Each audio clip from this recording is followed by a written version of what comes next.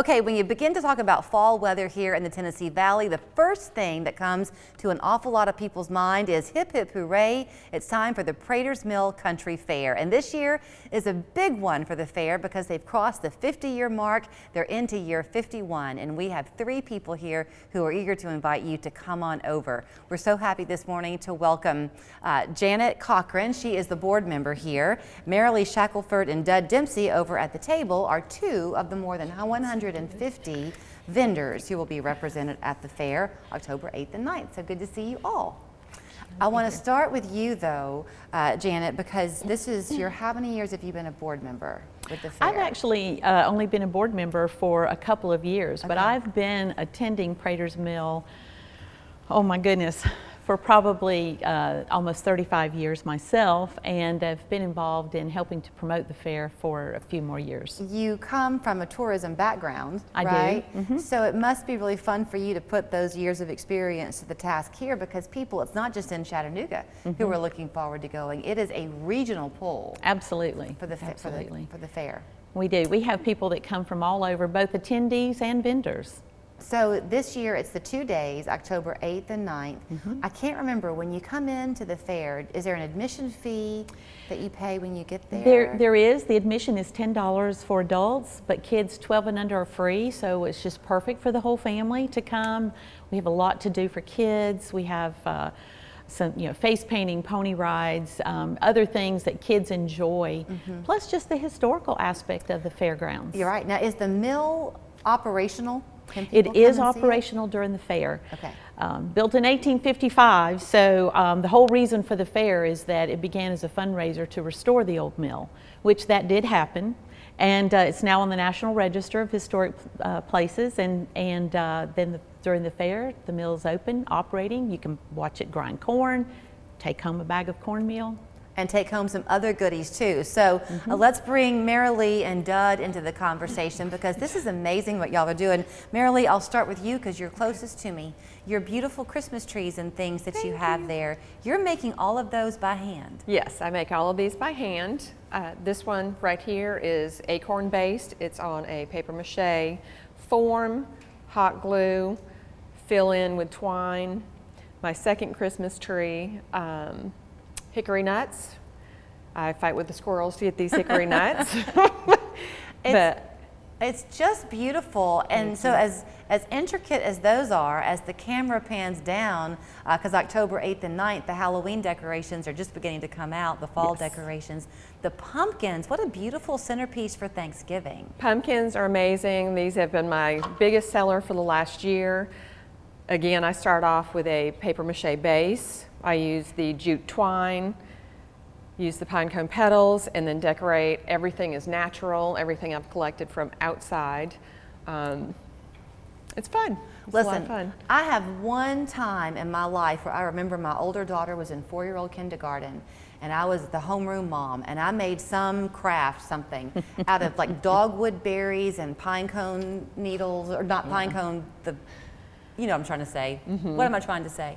Those things. Those things.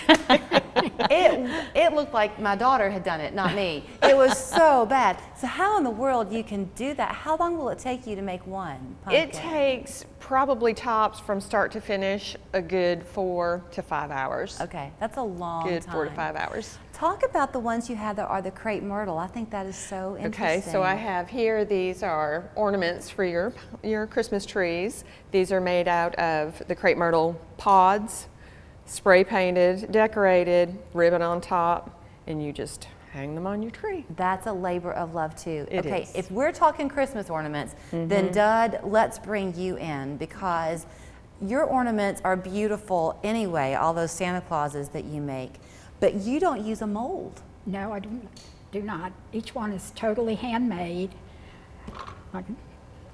My favorite tool that I use is a sewing needle, and these are made out of polymer clay. And each color that we see on these is its own individual piece of clay. You're not painting them. No, they're not painted at all. It's all done with different colors of clay. What's your background? How did you get started in that? I used to make the bread dough ornaments, and then I had some that disintegrated, and then I found the polymer clay and started working with it, and I like it much better. Why? And by the way, I picked one up expecting it to be heavy. It's not heavy. No, they're not heavy. So, but are you, like, would you describe yourself as an artist? I would. I guess, you know, kind of self-taught. Self-taught. Yeah. Did you just stumble upon the polymer clay? Or I did. I was looking for something to replace the bread dough, and I picked up the polymer clay to try it and really liked it, and have been using it ever since. I've been making these for about 30 years now. So Mary Lee said that it takes her about 5 or 6 hours to do one of her pumpkins. I would imagine that that's a multi-day process to do one of these. Now I can do one in about 3 hours. Really? Mm-hmm. You must have very good eyesight. I said that to you Strong earlier. glasses. Strong glasses. The readers. They're just lovely. Okay, so Mary Lee, you seem to have connections all over the place. Is it your sister who lives in New Hampshire? My entire family is actually in New Hampshire, and she recently retired, but she owned the Elegant U, and basically it's wool yarns, so on and so forth, and she was selling my dryer balls for me. Those are massive dryer balls. Those are big balls. They are. They are. Now, you mentioned that those are not scented. Do you make ones that are? No, I do not make scented ones, only because I've had this great fear of the oil getting onto my clothing. Yeah. I And can see sometimes that can be difficult to get out. So mine are not scented. The majority is wool, but I also do a lot with the llama and alpaca. And for people who aren't using the dryer balls, they're beneficial, aren't they? Because especially if you have something that needs to be kind of fluffed up. Yes. It does a great job. Yes. Helps to reduce dry time, helps to remove wrinkles, static electricity. It does a lot for your laundry. So y'all both have been coming to the fair for a good long while. I've been this will be my 7th year. And Dud, you think you're on about 10? About 10 years that I've been selling. What is it that keeps you coming back year after year? I think the people, the visitors to the fair, everybody is usually so nice and complimentary about my work. Yeah. And of course, selling them.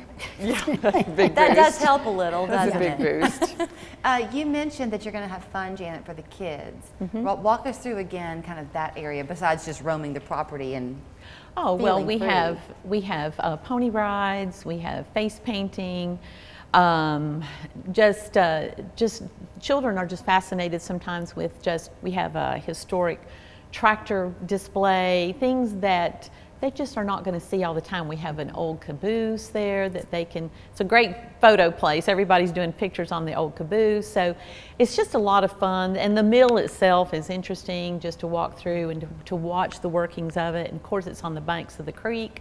So, you know, kids are always interested in water. we talk, right? We talk a lot these days about mental health and ways to de-stress and all that. Just taking a trip over to the fair and having really a step back in time will do so much to de-stress you. I think that's one of the things that sets Praters Mill apart is we are on historic grounds.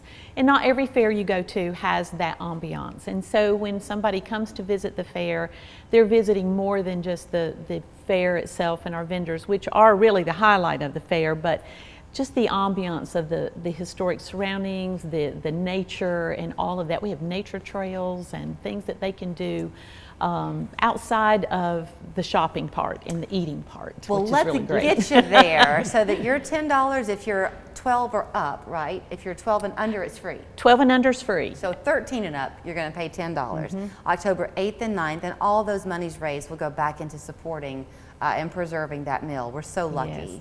Let me also add, anybody with military ID is free as well. Oh, I'm glad you mentioned that. Yes. Okay, so you can go to pratersmill.org. Their address is technically Dalton, Janet was saying, but they're about 10 miles north? 10 We're minutes about north? 10 miles north of Dalton, and we're about 2 miles east of Barnell. As the crow flies. Absolutely. Thanks, all three of you. Okay.